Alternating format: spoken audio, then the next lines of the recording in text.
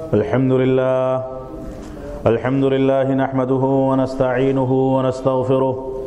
ونعوذ بالله من شرور أنفسنا ومن سيئات أعمالنا من يهده الله فلا مضل له ومن يضلل فلا هادي له وأشهد أن لا إله إلا الله وحده لا شريك له وأشهد أن محمدا عبده ورسوله أما بعد فإن خير الحديث كتاب الله وخير الهدي هدي محمد صلى الله عليه وسلم وشر الأمور محدثاتها وكل محدثة بدعة وكل بدعة ضلالة وكل ضلالة في النار فأعوذ بالله السميع العليم من الشيطان الرجيم بسم الله الرحمن الرحيم إن الله لا يغير ما بقوم حتى يغيروا ما بأنفسهم وإذا أراد الله بقوم سوءا فلا مرد له وما لهم من دون الله من وال۔ محترم سامعین کرام، بزرگان دین، نوجوانان ملت اسلامیہ اور خواتین اسلام، گزشتہ سے پیوستہ جمعہ میں آپ حضرات کے سامنے رسول اکرم صلی اللہ علیہ وسلم اور قرآن مجید کی آیات اور احادیث کی روشنی میں وہ 3 رہنما اصول ذکر کیے گئے تھے جو موجودہ حالات میں ہمارے ضابطے اور ہمارے اصول ہونے چاہیے۔ مسلمان کتنے بھی خراب حالات سے جوجھ رہا ہو، کتنے بھی خراب حالات میں مبتلا ہو، اس کو کسی بھی انداز سے آزمایا جائے، ستایا جائے، اس کے اوپر مشکلات کا پہاڑ ٹوٹ پڑے، اس کی مساجد گرائی جائیں،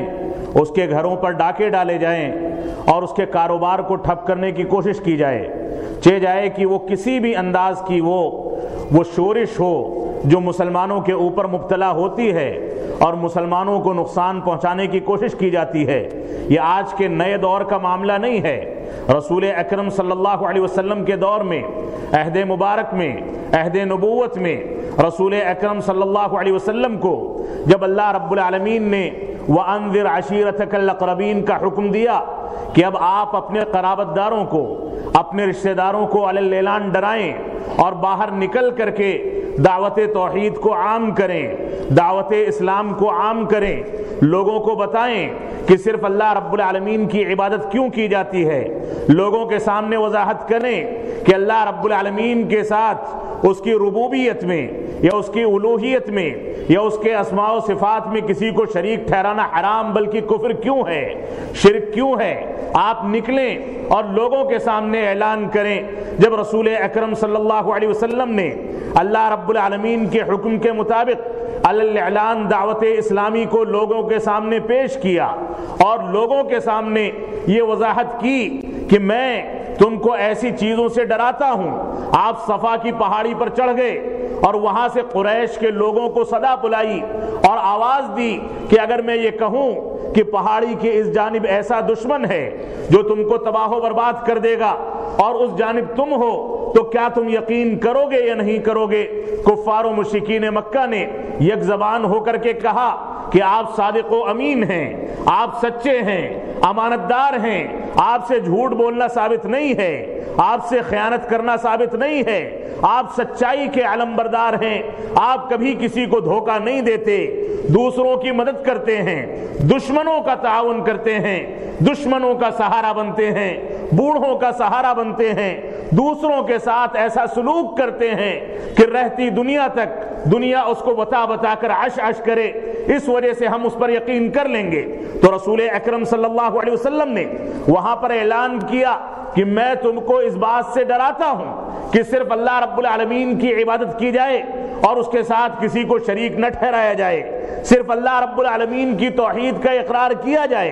اس کے ساتھ کسی کو شریک نہ ٹھہرایا جائے، صرف اللہ رب العالمین کے لیے سجدے کیے جائیں، رکوع کیے جائیں، عبادت کی جائے، تلاوت کی جائے، اس کی عبادت کی جائے اور تمام کے تمام چیزوں میں اس کو مشکل کشا سمجھا جائے، مصیبت دور کرنے والا سمجھا جائے، اسی سے دعائیں کی جائیں، اسی سے مشکلات کا حل تلاش کیا جائے، روزی روٹی کا مالک اسی کو سمجھا جائے، بھوک لگی ہو تو اسی سے روزی مانگی جائے، مشکلات ہوں تو مشکلات کو دور کرنے کا سہارا اسی سے لیا جائے. تو اللہ کے رسول صلی اللہ علیہ وسلم نے جب توحید کا پیغام دیا تو ابو لہب اٹھ کھڑا ہوا اور اس نے کہہ دیا کہ اللہ کے نبی صلی اللہ علیہ وسلم آپ کے ہاتھ خاک آلود ہوں، تو اللہ رب العالمین نے آیات کا نزول فرمایا، تبت یدا ابی لہب وتب، کہ ابو لہب کے ہاتھ خاک آلود ہو گئے، تباہ و برباد ہو گئے۔ اللہ رب العالمین نے بطور عذاب اس کے ہاتھوں کو شل کر دیا،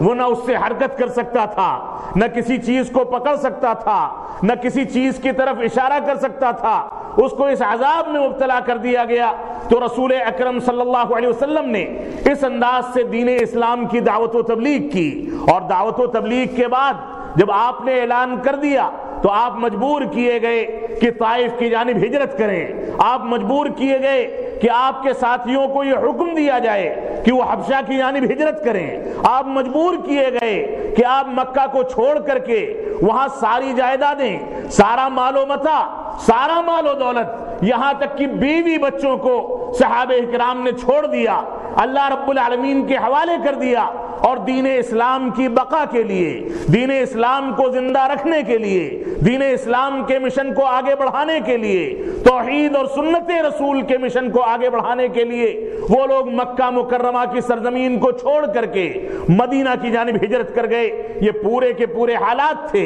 ان حالات میں رسول اکرم صلی اللہ علیہ وسلم کو لہو لہان کیا گیا، ان حالات میں آپ کے اوپر پتھر پھینکے گئے، ان حالات میں سجدے کی حالت میں رسول اکرم صلی اللہ علیہ وسلم پر پیٹھ پر اونٹ کی اوجڑی ڈالی گئی، ان حالات میں بعض کفار و مشرکین نے رسول اکرم صلی اللہ علیہ وسلم کی گردن مبارک میں نماز کی حالت میں چادریں ڈال ڈال کر آپ کو گھسیٹا، آپ کو رودا، اور آپ کے اوپر پورے مصائب کے پہاڑ توڑے گئے۔ ان حالات میں صحابہ کرام کو ستایا گیا، ان حالات میں بلال حبشی کے پیر میں بیڑیاں ڈال ڈال کر ان کو گرم ریت اور گرم چٹانوں پر گھسیٹا گیا۔ ان حالات میں آل یاسر کو یہاں تک کہنا پڑا کہ اللہ کے نبی صلی اللہ علیہ وسلم ہمارے حق میں دعا کر دیں، ان لوگوں کے خلاف بد دعا کر دیں۔ تو اللہ کے نبی صلی اللہ علیہ وسلم نے فرمایا، صبرن یا آل یاسر، اے آل یاسر تم لوگ صبر سے کام لو،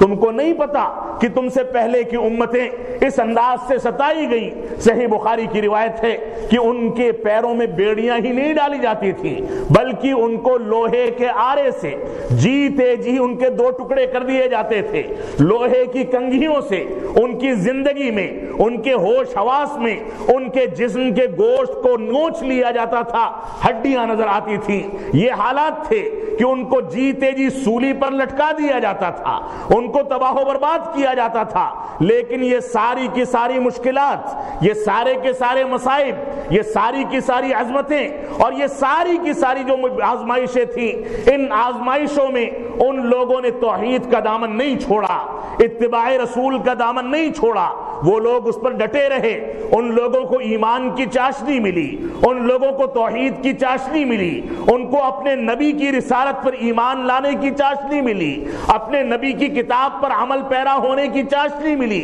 اس کے نتیجے میں ان لوگوں نے دنیا کی ساری مشکلات کو، ان مصائب کو، ان مصیبتوں کو ان لوگوں نے آخرت کے عذاب کے مقابلے میں معمولی مصیبت سمجھ کر کے نظر انداز کر دیا۔ یہی صورتحال رسول اکرم صلی اللہ علیہ وسلم کے ساتھ ہوئی۔ لیکن آج کے دور میں جہاں آپ کو نمازیں پڑھنے کی پوری آزادی ہے، آج کے دور میں جہاں آپ آرام کے ساتھ مائک میں اذانیں دیتے ہیں، آج کے دور میں جہاں آپ آرام کے ساتھ تلاوت کر سکتے ہیں، آج کے دور میں جہاں آپ آرام کے ساتھ چہرہ مہرہ اور لباس، اسلامی لباس اور چہرے مہرے کے مطابق ڈھال سکتے ہیں، آج کے دور میں جہاں آپ اپنے بچوں کی اسلامی تربیت کر سکتے ہیں، آج کے دور میں جہاں آپ حلال و حرام کی تمیز کر سکتے ہیں، آج کے دور میں جہاں آپ اسلامی طریقوں کو اختیار کر کے غیر اسلامی طریقوں کو نظر انداز اور خیر بات کہہ سکتے ہیں، اس دور میں بھی اتنی آسانیوں میں بھی آج ہم نے کیا کیا ہے؟ نمازوں کی پابندی کرنے کا حکم ہم کو دیا گیا، مسجدوں کے دروازے کھلے ہیں، اذانوں کی آوازیں ہمارے کانوں پر ٹکراتی ہیں، اللہ رب العالمین کی توحید پر عمل کرنا آسان ہے، بچوں کی اسلامی تربیت آسان ہے، اسلامی رواداریوں کو اختیار کرنا آسان ہے، لیکن ہم بے نمازی بن گئے، ہم نے حلال و حرام میں تمیز نہیں کی، ہم نے کتاب اللہ اور سنت رسول اللہ کو نظر انداز کر دیا، کتاب و سنت کو سلف صالحین کے فہم پر سمجھنے کے بجائے ہم نے دوسروں کے اقوال پر اعتماد کیا اور بدعات اور شرکیات کو اپنی زندگی میں اس طرح سے رچا لیا اور بسا لیا، اس طریقے سے اختیار کر لیا کہ گویا یہ بدعات اور شرکیات اسلام کا حصہ ہیں۔ نعوذ باللہ من ذالک، مسلمانوں نے پوری تعبیر تبدیل کر دی، مسلمانوں نے اسلام کا چہرہ مسخ کر دیا، مسلمانوں نے اسلام سے دوری اختیار کر لی، مسلمانوں نے اسلام کے بارے میں اس انداز کی توجیحات اور تعویلات پیش کی جو قرآن مجید اور سنت رسول اور صحابہ کرام کے عمل کے بالخلاف ہیں، اور اس کے باوجود اس کو اسلام سمجھا گیا، اس کے باوجود اس کو عین اسلام سمجھا گیا، اس کے باوجود اس کو قرآن سمجھا گیا، اس کے باوجود اس کو حدیث اور سلف صالحین کا عمل سمجھا گیا۔ اور اسی طریقے پر بعض مسلمانوں نے دوسرے سیدھے سادھے بعض مسلمانوں کو گمراہ کر کے دین سے دور کر دیا۔ دین سے اتنی زیادہ دوری، دین سے اتنی زیادہ بیزاری، علماء سے اتنی زیادہ دوری، قرآن مجید سے اتنی زیادہ دوری کہ ہم آج کے دور میں یہاں تک پروپیگنڈا کریں کہ قرآن مجید کی زبان مشکل زبان ہے، لہذا بعض ایسی کتابوں پر اعتماد کیا جائے جن کتابوں کے اندر موضوعات بھرے پڑے ہیں، جن کتابوں میں غلط اور غلط انداز کی روایتیں بھری پڑی ہیں، جن کتابوں کے اندر نہ جانے کون کون سی خرافات بھری پڑی ہیں، جن کتابوں کے اندر ایسے واقعات بھرے پڑے ہیں کہ ان لوگوں کی زیارت کے لیے خانہ کعبہ مکہ مکرمہ سے خود نکلتا ہے اور ان ہستیوں کے آگے جا کر کے کہتا ہے کہ حضرت والا آپ کو مکہ آ کر کے میرا طواف کرنے کی ضرورت نہیں ہے بلکہ آپ بغداد ہی میں کر لیں۔ نعوذ باللہ من ذالک، ایسے واقعات چھپتے رہیں اور ان کو پڑھا جاتا رہے، پڑھایا جاتا رہے اور ان کو معجزات کہا جائے کہ اس انداز کے واقعات ثابت ہو سکتے ہیں اور لوگوں کے ذہنوں کو خراب کیا جائے اور اسی کو عین اسلام سمجھا جائے۔ اس کے باوجود ہم توقع لگائے بیٹھے ہیں، آس لگائے بیٹھے ہیں، امید لگائے بیٹھے ہیں کہ اللہ رب العالمین کی مدد آئے گی، اللہ رب العالمین کی نصرت آئے گی، ہم فلاح و کامیابی اختیار کریں گے، ہم کامیاب ہوں گے اور ہم دین اسلام پر اسی انداز سے جیسے چاہے جنگل کا قانون ہو، ہمارے گھروں کا قانون ہو، ہماری فقہ کا قانون ہو، ہمارے خاندان کا قانون ہو، ہمارے آباء و اجداد کا طریقہ ہو، ان طریقوں کو اختیار کر کے ہم یہ آس لگائے بیٹھے ہیں کہ قرآن و سنت کو اختیار کیا جائے یا نہ کیا جائے اس کے باوجود ہم کامیاب ہو جائیں گے، ایسا ہرگز نہیں ہو سکتا۔ رسول اکرم صلی اللہ علیہ وسلم کا فرمان ہے کہ یوشک الامم ان تداع علیکم کما تداع الاکلۃ الی قصعتها، غالباً ابو داؤد کی صحیح روایت ہے۔ اللہ کے نبی صلی اللہ علیہ وسلم فرماتے ہیں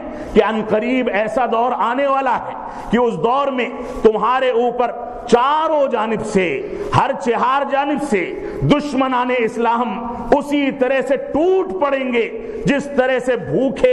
ایک کھانے کے برتن پر ٹوٹ پڑتے ہیں۔ صحابہ کرام نے سوال کیا کہ اللہ کے نبی صلی اللہ علیہ وسلم کیا ہم لوگ اس وقت قلت اور ہماری تعداد کم ہوگی؟ اللہ کے نبی صلی اللہ علیہ وسلم نے فرمایا کہ نہیں، تمہاری تعداد کم نہیں ہوگی، بل انتم غثاء کا غثاء السیل، تمہاری تعداد اس طرح سے ہوگی جیسے سیلاب کے اندر کوئی کوڑا کرکٹ پھیل جاتا ہے اور پانی بھی نظر نہیں آتا، اوپر کوڑا کرکٹ جو ہلکا پھلکا ہوتا ہے وہ آ کر کے جم جاتا ہے، انسان سمجھ نہیں پاتا کہ یہ زمین ہے کہ پانی ہے۔ اسی طرح سے جدھر نگاہیں اٹھائی جائیں مسلمانوں کی تعداد نظر آئے گی، جدھر دیکھا جائے مسلمان ہی مسلمان نظر آئیں گے، لیکن حقیقت میں وہ مسلمان نہیں ہوں گے۔ وہ یہ تو کہیں گے کہ ہم نے اللہ رب العالمین پر ایمان رکھا، لیکن ان کی عبادات میں، ان کے سجدوں میں، ان کے رکوع میں کہیں کوئی معین الدین اجمیری شریک کیا جائے گا، کہیں نظام الدین، کہیں عبد القادر جیلانی، کہیں کسی کو شریک کیا جائے گا، کہیں کسی کو شریک کیا جائے گا۔ اللہ رب العالمین نے اس بارے میں اپنی براءت کا اعلان کر دیا ہے کہ تم لوگ اگر میرے ساتھ کسی کو شریک ٹھہراتے ہو، اگر تم لوگ میری ربوبیت میں، میری الوہیت میں، میرے اسماء و صفات میں کسی کو شریک ٹھہراتے ہو، تو ایسی صورت میں اللہ رب العالمین نے قرآن مجید میں اعلان کر دیا وَمَن يُشْرِكْ بِاللَّهِ فَكَأَنَّمَا خَرَّ مِنَ السَّمَاءِ فَتَخْطَفُهُ الطَّيْرُ أَوْ تَهْوِي بِهِ الرِّيحُ فِي مَكَانٍ سَحِيقٍ، جس نے اللہ رب العالمین کے ساتھ کسی کو شریک ٹھہرایا تو گویا وہ آسمان سے گرا ہے اور اس کے بعد ہوائیں اس کو اچک لے جائیں یا پرندے اس کو اچک لے جائیں یا دور کے مقام پر لے جا کر کے ہوا اس کو جھونک دے اور پھینک دے، اس کی کوئی حیثیت نہیں ہے۔ بالکل ہلکا پھلکا انسان، اس کے عمل کے اندر کوئی دم نہیں، اس کی باتوں میں کوئی دم نہیں، وہ اپنے مولائے حقیقی کو بھول گیا، اس رب کائنات کو بھول گیا جس نے ایک حقیر پانی سے اس کو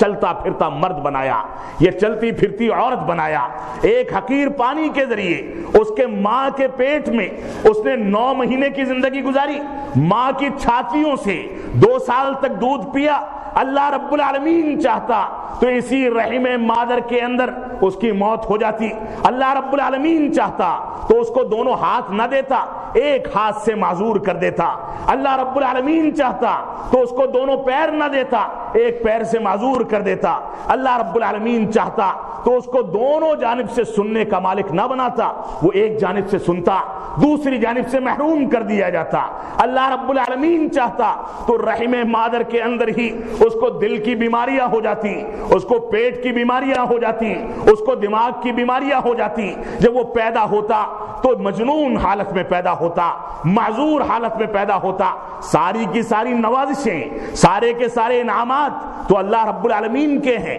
اور اس کے باوجود مسلمانوں کو کیا ہوا ہے کہ اللہ رب العالمین نے جن بندوں کو پیدا کیا وہ بندے بھی بیماری کی صورتحال میں اللہ سے شفایابی مانگتے تھے، وہ بندے بھی بھوک کی حالت میں اللہ رب العالمین سے روزی روٹی مانگتے تھے، وہ بندے بھی بیماری کی حالت میں اللہ رب العالمین سے شفایابی مانگتے تھے، دواؤں کا استعمال کرتے تھے، چلتے تھے تو اللہ رب العالمین کی قوت کے ذریعے سے، بولتے تھے تو اللہ رب العالمین کی نعمت کے ذریعے، دیکھتے تھے تو اللہ رب العالمین کی نعمت کے ذریعے۔ آج کیا ہو گیا ہے کہ مسلمان انہی لوگوں کو پوچھتے ہیں، مشکل کشا سمجھتے ہیں، ان سے دعائیں کرتے ہیں، ان سے منتیں مانگتے ہیں، ان کی قبروں کو اونچا کرتے ہیں، ان کی قبروں کو پکا کرتے ہیں۔ آج ہماری صورتحال اتنی دیگرگوں ہے کہ ہم اپنی صورتحال پر جتنا زیادہ ماتم کریں وہ کم ہے، اور حقیقت یہ ہے کہ اگر اللہ رب العالمین ہمارے اعمال کے نتیجے میں، ہمارے کرتوتوں کے نتیجے میں، ہماری سیاہ کاریوں کے نتیجے میں، ہماری بدکاریوں کے نتیجے میں ہمارا مواخذہ کرنا لگے تو ایسی صورت میں ہم میں سے کوئی ایک شخص بھی ایسا نہیں ہے جس کو 1 منٹ کے لیے سانسیں لینے کا اختیار ہو، 1 منٹ کے لیے مسکرانے کا اختیار ہو، 1 منٹ کے لیے کوئی چیز کھانے کا اختیار ہو۔ اللہ رب العالمین اگر اسی انتقام پر آ جائے کہ ہمارے اعمال کے نتیجے میں ہم کو تباہ و برباد کر دے تو پوری کی پوری دنیا نیست و نابود کر دی جائے گی، لیکن اللہ رب العالمین کی رحمت ہے، اس کا کرم ہے، اس کی نوازش ہے، اس کا انعام ہے کہ اللہ رب العالمین نے ہماری رسیوں کو ڈھیلا چھوڑ رکھا ہے۔ تو آج کے دور میں چاہے الیپو اور سیریا کے واقعات ہوں، جس پر 2 جمعے پہلے آپ کے سامنے 3 اصولوں کی روشنی میں گفتگو کی گئی، اسی میں کا پہلا اصول تھا کہ ہمیں ان حالات میں، ان مشکلات میں، ان مصائب میں اور اس انداز کی آزمائشوں میں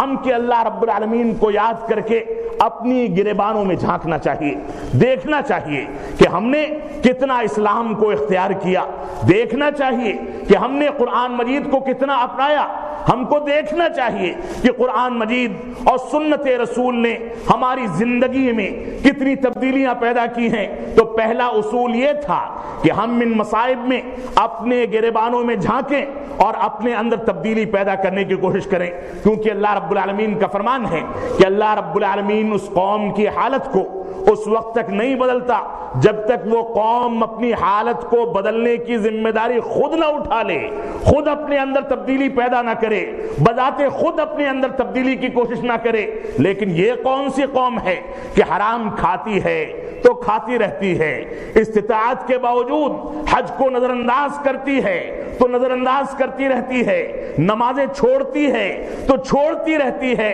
اور ایک بہت موٹا سا اصول ہم نے اختیار کر لیا ہے کہ ابھی تو پوری زندگی پڑی ہے، ابھی تو جوانی پڑی ہے، ابھی بچپنے کا آخری حصہ پڑا ہے، ابھی بڑھاپے کی پوری عمر پڑی ہے، جب بوڑھے ہو جائیں گے اور قبر میں پیر لٹک جائے گا تب اللہ رب العالمین کی عبادت کر لی جائے گی، تب حج کو انجام دے دیا جائے گا۔ کوئی ایک انسان کوئی ایک طاقت، کوئی ایک ملک اس بات کی ضمانت دے کر کے دکھا دے کہ کوئی بچہ پیدا ہوا ہے اور اگلے 10 سیکنڈ تک وہ زندہ رہے گا، اگلے 1 سیکنڈ میں وہ زندہ رہے گا، اس مسجد میں حاضری دینے والے یہ جو مصلی ہیں یہ ضمانت نہیں دے سکتے کہ یہاں سے صحیح سلامت اپنے گھروں کو پہنچیں گے۔ اگر موت آتی ہے تو کہاں سے دبوچتی ہے، کس انداز سے انسان تباہ و برباد ہوتا ہے، کہاں موت کی نیند سو جاتا ہے، انسان اس کی ضمانت نہیں دے سکتا۔ سارے حقائق سامنے ہیں، باپ کے سامنے بیٹا مر جاتا ہے، بیٹے کے باپ کے سامنے پوتا مر جاتا ہے، باپ کے سامنے اس سے چھوٹی عمر کے لوگ مر جاتے ہیں، افسوس کرتا ہے، آنسو بہاتا ہے، 2-3 روز سوگ کرتا ہے، اور اس کے بعد پھر نمازوں کی وہی حالت، حلال و حرام کی تمیز نہ کرنے کی وہی حالت، دین اسلام سے دوری کی وہی حالت، یہ ہماری صورتحال ہے۔ تو اللہ رب العالمین نے فرمایا ان اللہ لا یغیر ما بقوم حتی یغیروا ما بانفسهم، کہ اللہ رب العالمین کسی قوم کی حالت اس وقت تک نہیں بدلتا جب تک وہ قوم اپنی حالت خود نہ بدل لے، اور وَإِذَا أَرَادَ اللَّهُ بِقَوْمٍ سُوءًا فَلَا مَرَدَّ لَهُ، اگر اللہ رب العالمین کسی قوم کے ساتھ کسی برائی کا ارادہ کر لے، کسی عذاب کا ارادہ کر لے، اس کو کسی انداز کا نقصان پہنچانے کا ارادہ کر لے، تو اللہ رب العالمین کے علاوہ کوئی ٹال نہیں سکتا۔ اللہ رب العالمین ہی ہے جو مشکلات کو دور کرتا ہے، اللہ رب العالمین ہی ہے جو خوشیوں کی زندگی دیتا ہے، رب کائنات ہی ہے جو دنیا میں عزت و وقار دیتا ہے، حکومت دیتا ہے، آل اولاد دیتا ہے، ملوکیت دیتا ہے، بادشاہت دیتا ہے، عزت و وقار دیتا ہے، لیکن جس دن اس نے اپنا حکم جاری کر دیا، یہ عزت و وقار، یہ کرسیاں، یہ عہدے، یہ مناصب، یہ سب کے سب مٹی میں مل جاتے ہیں، انسان اس کو لے کر کے اپنی قبروں تک نہیں جاتا، اپنی سمادھیوں تک نہیں جاتا، اپنی آخرت میں لے کر کے نہیں جاتا، بلکہ اس کے بارے میں جتنا سخت سوال آخرت میں کیا جائے گا، جتنا بڑا ذمہ دار ہے، جتنی بڑی کرسی کا مالک ہے، جتنے بڑے منصب والا ہے، جتنا بڑا عہدیدار ہے، اتنے زیادہ دقیق اور مشکل سوالات کیے جائیں گے اللہ رب العالمین کے دربار میں۔ رسول اکرم صلی اللہ علیہ وسلم فرماتے ہیں من نوقش الحساب عذب، جس کے بارے میں یہ کہہ دیا گیا کہ اس سے حساب و کتاب کے بارے میں پوچھ لیا گیا کہ ایسا کیوں ہے اور ایسا کیوں نہیں ہے، ایسی صورت میں عذاب یقینی ہے۔ اللہ رب العالمین ہم کو اپنے عذاب سے اور اس انداز کی آزمائش سے اور آخرت کی ناکامی سے محفوظ رکھے۔ اللہ رب العالمین ہم کو توفیق عطا فرمائے کہ ہم صحیح انداز سے اپنی ذمہ داریوں کا حق ادا کر سکیں، اپنے ذمہ دار ہونے کی حیثیت کو سمجھ سکیں، اس بات کو سمجھ سکیں کہ باپ ہونے کی حیثیت سے اللہ رب العالمین نے اولاد کا کیا حق رکھا ہے، ذمہ دار ہونے کی حیثیت سے رعایا کا کیا حق رکھا گیا ہے، یہ اللہ رب العالمین نے ہماری مسئولیت بتائی ہے۔ اس مسئولیت سے کسی انداز سے چھٹکارا نہیں مل سکتا۔ تو 3 اصول بتائے گئے تھے۔ ایک اصول تو یہ ہے کہ انسان اپنے اندر تبدیلی پیدا کرے، دوسرا اصول یہ ہے کہ انسان آگے آنے والے حالات کے لیے اپنے آپ کو علم کی مضبوطی کے ذریعے دین اسلام کی جانب رجوع کر کے اپنے آپ کو مضبوط کر کے قرآن و سنت کے مطابق اپنی زندگی کو ڈھال کر کے لوگوں کے حقوق کو ادا کر کے ظلم و جور سے توبہ کر کے حلال و حرام کی تمیز کا اختیار کر کے حاصل کر کے اور حلال و حرام میں حرام کو الوداع کہہ کر کے حلال پر عمل کرے اور حلال کے مطابق چلے، اسی کو کھائے۔ ان چیزوں پر اپنی نظر ثانی کر کے اور مکمل طریقے سے مسلمان بن کے آگے آنے والے دور میں اس بات کی تیاری کر لے کہ اب جو مشکلات آ گئیں، جن چیزوں میں مبتلا کیے گئے جو بدعمالیاں تھیں وہ تھیں، لیکن اب توبہ و استغفار کر کے ہم آئندہ کی زندگی میں اپنی زندگی میں نکھار پیدا کریں گے، قرآن و سنت کے مطابق چلنے کی کوشش کریں گے۔ یہ دوسرا پیغام ہے ان مشکلات کا، ان مصائب کا، ان آزمائشوں کا۔ اور تیسری چیز یہ ہے کہ مسلمان جس انداز سے ہر مسجد میں اپنے مکتب فکر کی تعلیم دیتا ہے. ہر صف میں 4 آدمی 8 آدمی 10 آدمی ایسے ہوتے ہیں جو الگ الگ طریقوں پر نماز پڑھتے ہیں. یہاں تک صورتحال ہے کہ اذانوں کی کیفیت بدل دی گئی. اذانیں الگ الگ انداز سے دی جاتی ہیں, اقامت الگ الگ انداز سے دی جاتی ہے, صلاۃ جنازہ میں اختلاف, نمازوں کے طریقے میں اختلاف, قرآن مجید کی عظمت کے بارے میں, اس کے احکام و مسائل کے بارے میں اختلاف. تو تیسرا اصول یہ ہے کہ مسلمان قرآن مجید اور سنت رسول کے مطابق صحیح انداز سے اتحاد و اتفاق پیدا کرے قرآن مجید کے اصولوں پر, سنت رسول کے اصولوں پر, اور ان اصولوں پر جو صحابہ کرام نے اختیار کیے. جس انداز سے صحابہ کرام نے قرآن مجید اور سنت رسول کو سمجھا, اسی انداز سے ہم سمجھیں اور اپنی زندگی کے اندر اتحاد و اتفاق پیدا کریں. یہ 3 رہنما اصول تھے جن پر گفتگو کی گئی تھی. اللہ رب العالمین ہم کو ان کے مطابق زندگی گزارنے کی توفیق عطا فرمائے. اگرچہ تمہید لمبی ہوئی لیکن باتیں بہت ساری آ گئیں. میں خطبہ جمعہ کے اصل موضوع پر آتا ہوں. اس سلسلے میں جو رسول اکرم صلی اللہ علیہ وسلم کے بعض اقوال ہیں, ان اقوال کی روشنی میں آج مسلمان اپنے حالات کو دیکھیں, مسلمان غور کریں کہ مسلمان کتنے پاری میں ہیں. مسلمانوں نے ان حالات میں جب ہماری 7 سال کی ایک بچی ٹیوٹر کے ذریعے سے پیغام دیتی ہے کہ میرا باپ زخمی پڑا ہوا ہے, تڑپ رہا ہے, میرے باپ کا تعاون کرنے والا کوئی نہیں, وہ بچی کہتی ہے کہ مجھ کو تعجب ہے کہ میں زندہ کیسے ہوں. یہ حالات ہیں کہ فلسطین میں دودھ پیتے بچوں کو گولیوں سے بھون ڈالا جاتا ہے. یہ حالات ہیں کہ سیریا میں ہماری ماؤں اور بہنوں کی عزت و آبرو کے ساتھ کھلواڑ کر کے ان کو تباہ و برباد کیا جاتا ہے. یہ حالت ہے کہ ہماری مائیں اور بہنیں علماء اسلام سے یہاں تک فتویٰ پوچھتی ہیں کہ اپنی آبرو کو, اپنی عزت کو محفوظ رکھنے کے لیے کیا ہم خودکشی کر سکتے ہیں کہ نہیں کر سکتے. حالات یہاں تک پہنچ گئے. ان حالات میں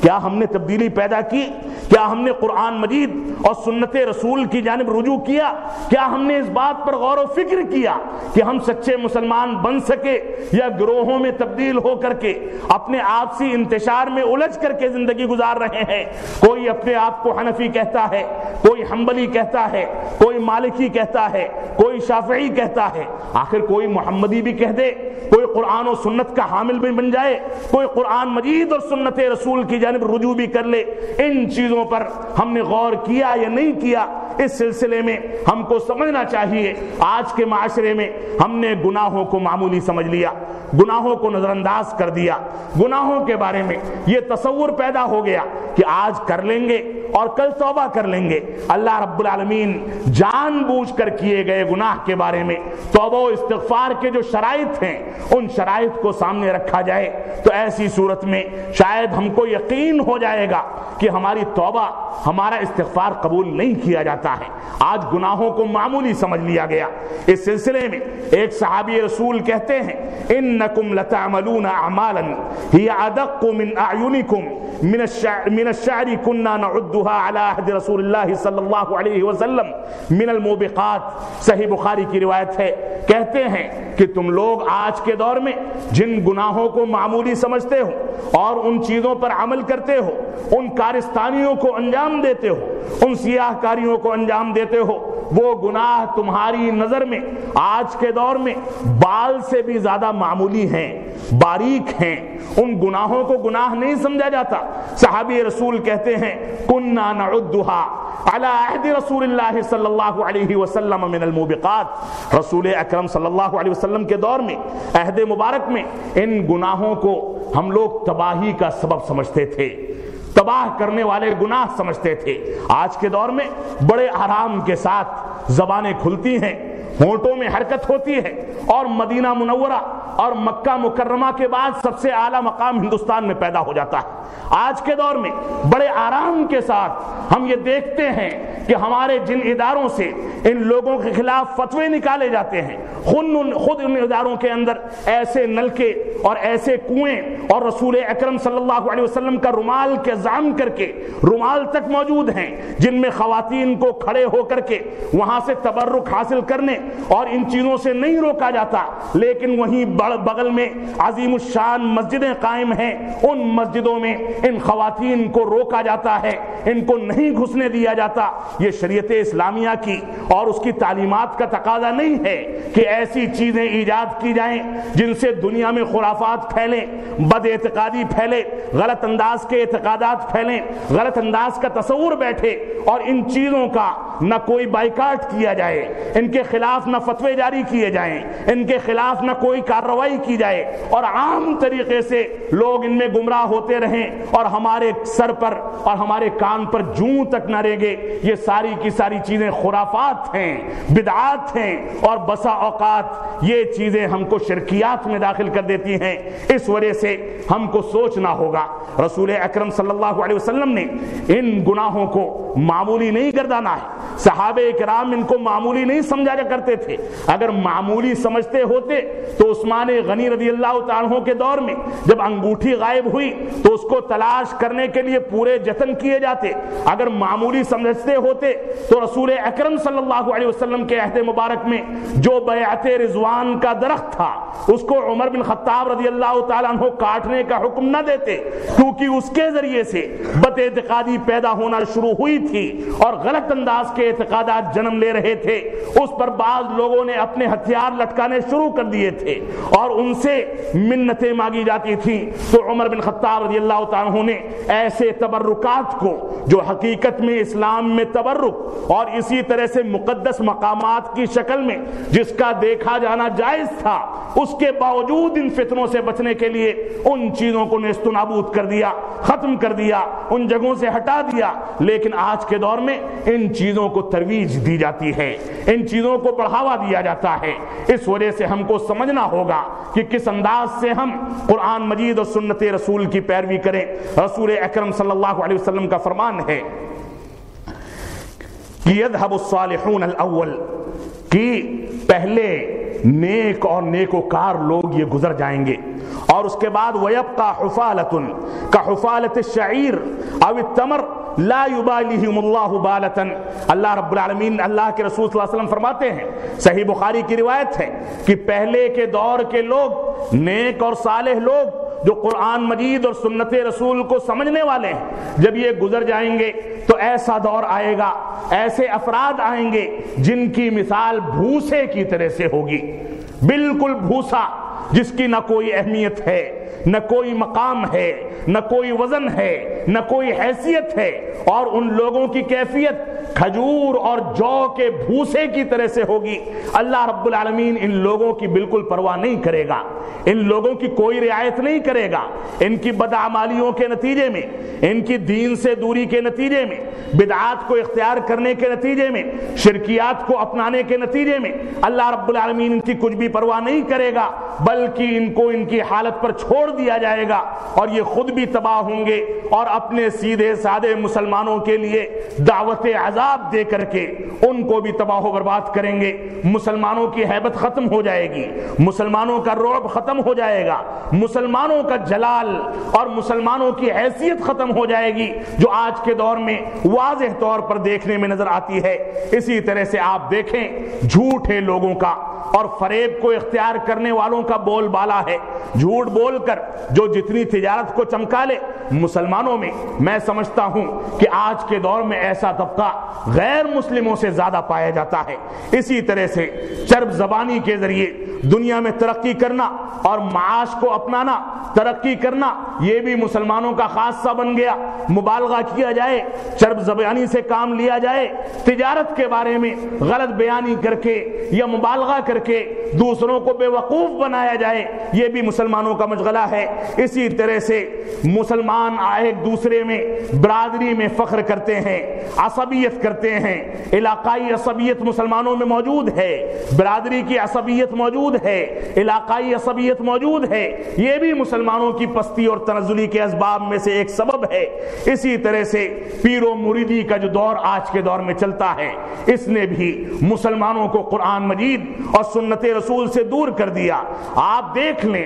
نفاق مسلمانوں میں عام ہو گیا، دل میں کوئی بات ہے، زبان پر کوئی بات ہوتی ہے، کہتا کچھ ہے، کرتا کچھ ہے، اس کے نتیجے میں بھی مسلمان تباہ و برباد ہوتا چلا جا رہا ہے۔ مسلمانوں نے حرام کی تمیز کے بارے میں لاپرواہی اختیار کی، شرک و بدعات میں مبتلا ہو گئے۔ مسلمانوں نے دنیا سے محبت اور دنیا کے غلبے کو اپنے یہاں رچا لیا، بسا لیا، اور اسی میں مگن ہو کر کے دنیا کی رنگینیوں میں تباہ و برباد ہو گئے۔ دینداری سے ان کو مطلب نہیں رہا، کفار سے انہوں نے مشابہت اختیار کر لی، کبیرہ گناہوں کو انہوں نے اختیار کیا۔ اسی طرح سے سب سے بنیادی چیز کہ مسلمانوں نے دعوت و تبلیغ کے میدان میں ایک طرح سے بالکل ایسا کردار ادا کیا کہ امر بالمعروف اور نہی عن المنکر جو ایسا فریضہ تھا، اچھائیوں کا حکم دینا، برائیوں سے روکنا، اس فریضے کو مسلمانوں نے سرے سے نظر انداز کر دیا۔ ایک بڑی جماعت ہے جو امر بالمعروف کا فریضہ انجام دیتی ہے، لیکن اعتماد موضوع روایت پر ہوتا ہے، اعتماد ضعیف روایات پر ہوتا ہے، اعتماد خرافات پر ہوتا ہے، اعتماد غلط قسم کے واقعات پر ہوتا ہے۔ اگر ہم کو امر بالمعروف اور نہی عن المنکر کے سلسلے میں بیداری پیدا کرنی ہے تو دونوں فریضوں کو لے کر کے چلنا ہوگا۔ صرف اچھائیوں کا حکم دینا، لوگوں کو مسجدوں سے جوڑ دینا، لوگوں کو نمازی بنا دینا، اور اندرونی اور باطنی خرابیاں باقی رہیں، دھوکہ دھڑی باقی رہے، حلال و حرام کی تمیز نہ کرنا باقی رہے، اور اسی طرح سے لین دین میں غبن اور ہر انداز کی خرافات باقی رہے، تو ایسی صورت میں یہ فریضہ انجام کو نہیں پہنچتا۔ اس فریضے کی انجام دہی کے لیے ضروری ہے جہاں قرآن مجید کی آیات پڑھ کر سنائی جائیں، وہیں وعیدیں بھی بتائی جائیں کہ اگر ایسا نہ کیا گیا تو یہ عذاب آ سکتا ہے، فلاں کام کو کرنا حرام ہے، ناجائز ہے، مکروہ ہے، لہذا اس سے دوری اختیار کی جائے۔ لیکن ایک جانب ہم صرف اس بات پر توجہ دیتے ہیں کہ لوگوں کو اچھائیوں کا حکم دیا جائے، اچھی بات ہے، لیکن اس میں بھی غلط انداز کی دلیلوں پر اعتماد کیا جائے، اور اس کے بعد دوسرے گوشے کو یعنی برائیوں سے روکنے کو چھوڑ دیا جائے۔ مسجدوں کے باہر اور مسجدوں کے سامنے لوگ بیٹھ کر خرافات کریں، نمازیں چھوڑیں، لوگ قبر پرستی کریں، آپ کے دروازے پر پہنچ کر کے بے پردگی کے مظاہرے کریں، اس کے باوجود آپ نہیں روکتے۔ اس لیے ہماری ذمہ داری ہے کہ جہاں امر بالمعروف کا فریضہ انجام دیا جائے وہیں نہی عن المنکر کے فریضے کو بھی انجام دیا جائے، اور ان تمام کی تمام چیزوں میں قرآن مجید کے دلائل اور فہم سلف صالحین کے مطابق اس کے دلائل کی تفسیر کی جائے، صحیح حدیث پر اعتماد کیا جائے، اور صحابہ کرام کے اسوے کو، صحابہ کرام کے طریقے کو، صحابہ کرام کی تفسیر و شرح کو سامنے رکھ کر کے اس کے مطابق زندگی ڈھالی جائے۔ یہ دین کا صحیح تصور ہے۔ اللہ رب العالمین ہم کو اس بات کی توفیق عطا فرمائے کہ ہم صحیح انداز سے قرآن مجید اور سنت رسول کی جانب رجوع کر سکیں،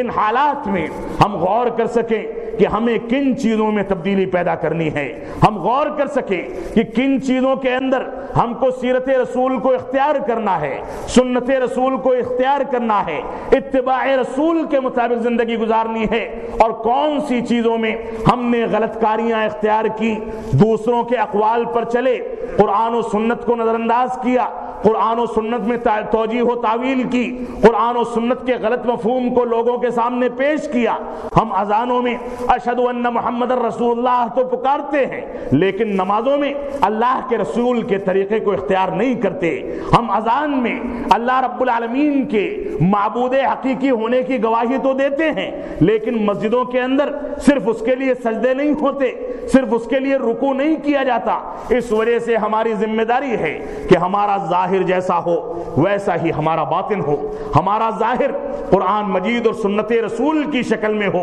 اور ہمارا باطن بھی سیرت رسول اور اتباع رسول اور اسوہ صحابہ کے مطابق ڈھلے. اللہ رب العالمین ہم کو توفیق عطا فرمائے کہ ہم جب تک جئیں تب تک اسلام پر جئیں, جب ہمارا خاتمہ ہو تو ایمان پر ہو. بارک اللہ لنا ولکم فی القرآن المجید ونفعنی وإیاکم بالآیات والذکر الحمید انہ تعالی جواد کریم ملک بر الرؤوف الرحیم.